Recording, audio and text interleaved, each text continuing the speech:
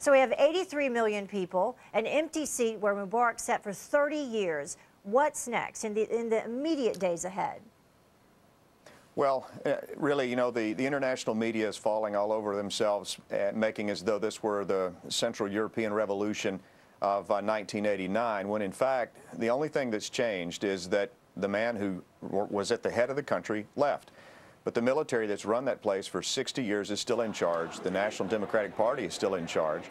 And, you know, this is, nothing's changed in Egypt. The military still runs the place. And for the immediate future, that's what we're going to see. Jamie, the military you mentioned, put out. I'm sorry. In reference to the military, conceivably until the September elections, who exactly is controlling the military? Well, there's an armed forces council that is running things. The Defense Minister Tantawi was the man that made the announcement, and he's the one who's kind of the figurehead right now. So you've got a group of Army officers essentially that are running the country right now. Emergency law is still in place. Everything is essentially just as it was. It's just going to be a different man at the helm. And the Army issued a communique. Their fourth communique so far is issued today, and it basically said that, look, we're going to continue to, we're going to run businesses. We're going to maintain and keep the order the way it is. And you know what that really said to the protesters is nothing's changed, and there's not going to be any the democracy on the way. And you know, we're not going to turn. Egypt's not going to turn into Wisconsin. You know, this is it's just not, it's not as massive of a revolution into democracy as is being made out to be, quite frankly. And the only other organized group in Egypt at this time, arguably the most influential of Egypt's dissident organizations, the Muslim Brotherhood, of course. What role do you see them playing? Well, the Muslim Brotherhood, what they're trying to do right now is they're trying to fill what they see as a potential power vacuum, and they're trying to secularize themselves. And you'll hear them referred to as a secular organization by various people. But, you know, the mere fact that they have the word Muslim in their name suggests strongly that they're not a secular organization. And right now, you cannot be a religious organization and be a political party.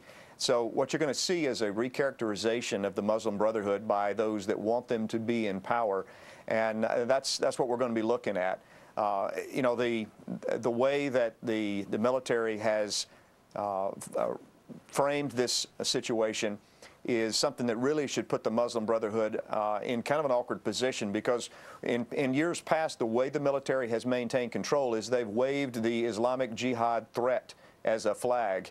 And once, I think we'll start to see that flag being waved, and then that will be the reason for clamping down. If protesters don't move out soon, the military is going to come in and stabilize this thing, and they're going to wave the flag. You've already heard earlier in the week how they talked about jailbreaks involving Hamas and Hezbollah. And, you know, they can then say these people are on the loose, we have to clamp down, we have to restore order, and we're probably going to see something like that if the protesters don't leave soon. Protesters initially were anti-Mubarak. They got rid of Mubarak, and now they've shifted gears and said, we need to get rid of the military, get them out now. That's not going to happen. So, Jamie, finally, as we wrap up, what do you see as a best-case scenario? You know, best-case scenario, our intelligence agencies are going to focus on examining the military to find out what their goals are, who the people are that we can rely on. We're going to look at the foreign influence that might be starting to show its head in the city.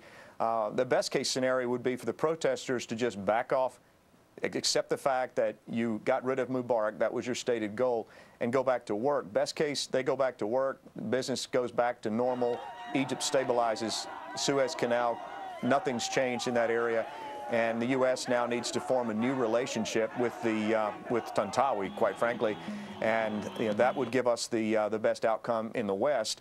And then eventually down the road, the military is going to probably allow elections to take place, and we'll see the National Democratic Party put somebody forth. That person will win, and it will essentially be Mubarak, but with just another name. Yeah, Tantawi did say that he is a potential candidate for president as well. Thank you very much, Jamie.